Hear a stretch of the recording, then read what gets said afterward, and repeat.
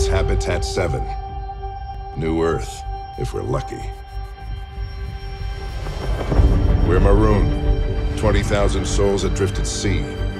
When the power runs out, stays out, we need to know if that's safe harbor. It was very important for us to be able to have people that never played Mass Effect but actually heard about Mass Effect and were interested in Mass Effect, which over the years we realized with a lot of people were just intimidated in entering that huge universe when they haven't played the previous one. So now they can enter with a fresh start, brand new character set, and we push that even further in the narrative in the game. For example, your main character Ryder, when he gets to Andromeda, he knows nothing about the galaxy, and as a player you don't know anything either. So we wanted him to grow with the character, so we're really going with that idea that not only is a fresh start, but the player and the characters will grow together in that adventure. So a hothead. Great. It all started roughly 5 years ago, where we were finishing Mass Effect 3. And obviously when you build a universe as rich and deep as the Mass Effect universe, and you are a company of storyteller, you want to keep telling stories in that universe. And that's how it all started. And then we thought about what do we want to bring back at the center of the next game as themes, because again we are heavily based on narrative and things like that. So exploration was our first answer. We really wanted to bring back the notion of discovery, curiosity, exploration in the franchise, which was extremely present in Mass Effect 1. And then the story goes narrower and narrower because that was how the story works, right? But we had an opportunity to get back to a more open world and all those notions of exploration, discovery, as I mentioned.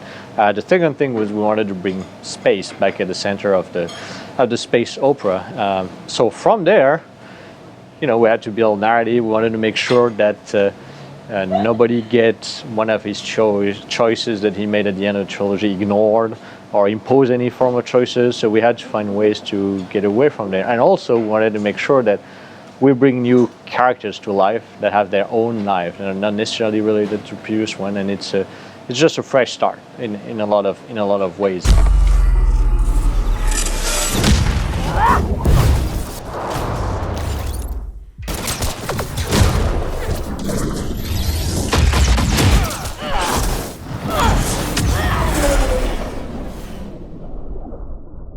So, when you're working 5 years on a game, that's a very long time. And in our industry, it's more and more rare that you have the ability to work 5 years on a game. But the reason also is that BioWare as a company, as a studio in general, has always aimed for quality over quantity. But when you start to fresh starts, it means that you're going to iterate. And this is what takes time, because to reach quality, you have to fail numerous times and you have to try things. So on Mass Effect, we did try, I take the example of procedural generated worlds, for example, and we did build some. So we did more than try. We actually built some and we played them and we were just not happy with them. Not that it's bad in absolute, but it's not the type of game we want to do. It doesn't allow us to reach the quality we want to do, and more importantly, it doesn't allow us to we want our content to be meaningful. So not only qualitative, but meaningful into narrative, and that was impossible with this technique. I also mentioned that yes, we built space. We built numerous prototypes in space where you were able to pilot the Tempest and all that, but you open a Pandora box, so you don't want to create frustrations. That's exactly the reverse you want to do. So maybe one day, I don't know in the future, but right now we just said that's not the focus we want to have. But again, to reach quality, you need to fail. And in BioWare, I think it's a luxury for producers like me to be able to ask the team to fail and have the time to fail and the money to fail. This is a huge luxury in our industry, and we're very lucky.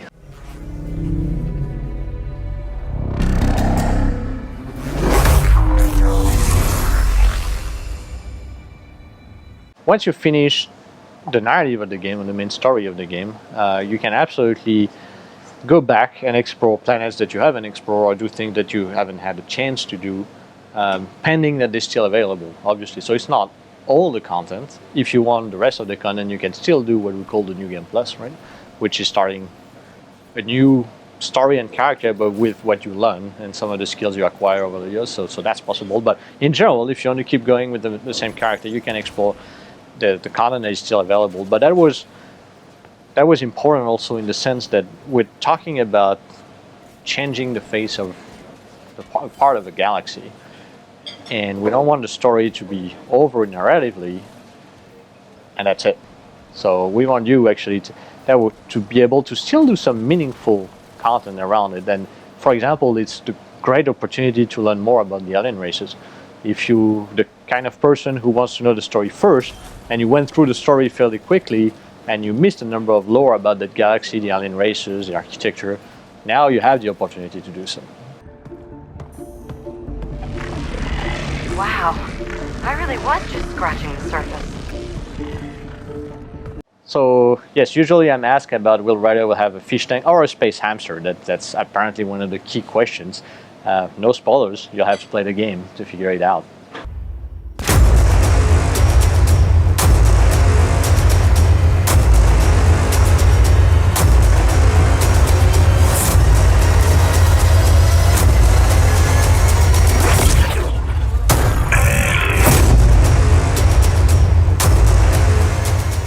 And that's about it for this edition of Player Attack. Thanks for watching. Next week is something very special. Nintendo is launching the Switch, and we have an entire episode dedicated to this new hybrid console. We go hands-on with the hardware, check out a game or two, and look back at how Nintendo got to where it is now. In the meantime, you can catch us at playerattack.com. We are on Facebook, YouTube, and Twitter. And if you've got something you want to say, send us an email, mailbox@playerattack.com, or just hop on our forums. Also, if you want to support Player Attack, you can find us on Patreon and help us bring you the latest in gaming news, plus all these wonderful interviews and reviews from the world of video games. Till next week, I'm Jessica Citizen, and this is Player Attack.